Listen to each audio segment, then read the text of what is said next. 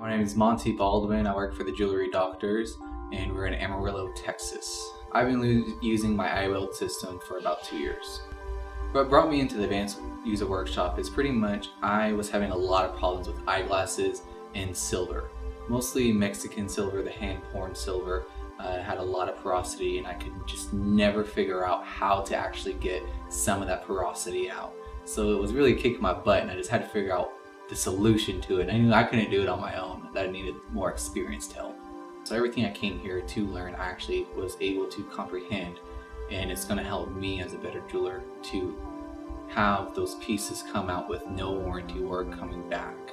I would say that if you go straight into the advanced course, you're not getting the full benefit of your machine, and you're not getting the full benefit of the training either.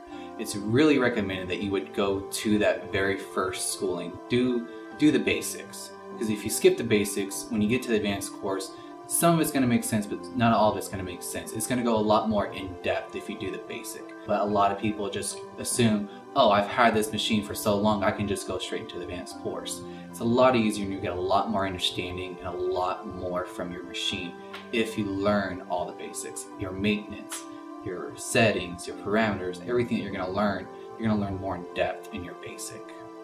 Giles was really easy to understand, mostly because I'm a jeweler at first, and so with me being a jeweler at first, he was able to comprehend that that's where my trade started at, and he was able to comparison how it is from the bench to the laser, and it was able for me to understand a lot better all the procedures and everything that I needed to do.